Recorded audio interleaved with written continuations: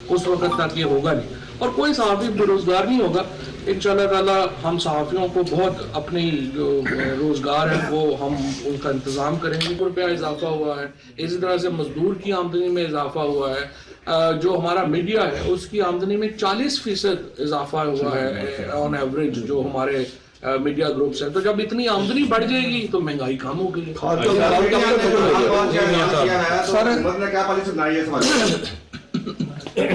سر P T M کے long march کے حوالے سے بتائیے گا تو حکومت کی کیا پالیسی ہوگی, کیا روکا جائے گا ان کو یا ان کو کرنے دیا جائے گا؟ پی ٹی ایم کو ہم انشاءاللہ تعالی پوری طرح فیسیلیٹیٹ کریں گے. ہمیں پہلے بھی پرائم منسٹر نے کہا تھا کہ آج کل ہمارا جو کنٹینر ہے وہ خالی پڑا ہوا ہے, اگر پی ٹی ایم لینا چاہے ہم سے تو کرائے پہ بھی لے سکتی ہے. سر سرٹیفکیٹ دیے گئے وزیر اعظم کی جانب سے, باقی گزرا سے کیا حکومت مطمئن نہیں ہے؟ تو وہ جو سرٹیفکیٹ دیے گئے ہیں اس میں تھوڑا پرابلم ہے, وہ کمیونیکیشن کا پرابلم ہے, باقی کو خاص ایسا نہیں ہے. دیکھیں وہ اس میں جو میرا خیال ہے ارباب صاحب نے جو وہاں پہ اسٹیبلشمنٹ نے جس طریقے سے ایوارڈز کی جو بات آئی ہے اس کا بنیادی جو سلسلہ ہے وہ یہ ہے کہ آپ کو جو ایوارڈز دیے گئے ہیں وہ دیے گئے ہیں کہ آپ کے جو پی ایس ڈی میں آپ کے جو منظور ہوئے ہیں پروجیکٹس ان کے اگینسٹ پیسہ کتنا خرچ ہوا, تو وہ جتنا پیسہ خرچ ہوا ہے اس حساب سے مین کرائٹیریا یہ رکھا گیا.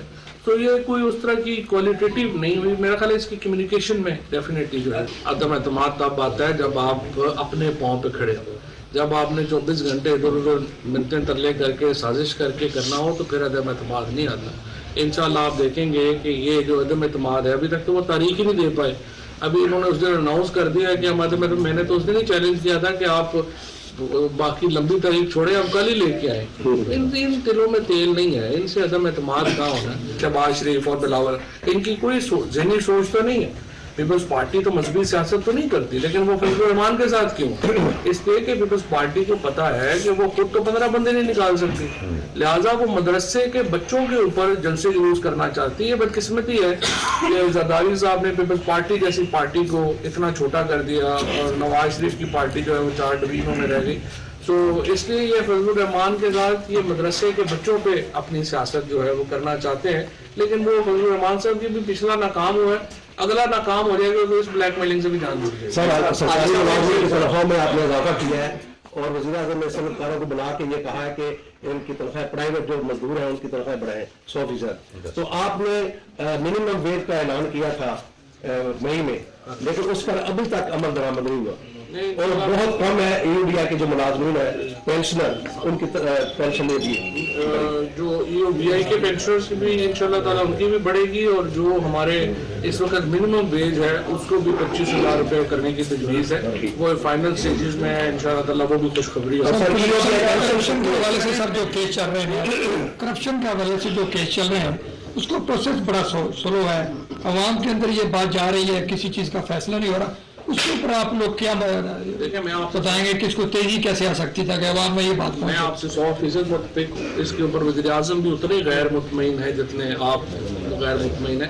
دیکھیے پی ٹی آئی کے جو لوگ ہیں اور ہمارا جو ووٹر بیس ہے اس نے ہمیں ووٹ دیا تھا کہ آپ پیسے واپس لے کے آئیں گے. جی جی. باقی جو یہ قصے کہانیاں ہیں اس وقت جو نواز شریف جو ہے وہ سزا یافتہ ہے, مریم نواز سزا یافتہ ہے, اور حمزہ اور شہباز شریف کے اوپر کیسز جو ہیں اب انشاءاللہ یہ جو مقصود چپڑاسی کا کیس ہے یہ بڑی جلدی شروع ہو جائے گا. اور ہماری خواہش یہ ہے کہ یہ لوگوں کے سامنے لائیو دکھایا جائے تاکہ لوگ فیصلہ کریں کہ یہ کیس میں حکومت نے زیادتی کی ہے یا انہوں نے ہم سے زیادتی کی ہے.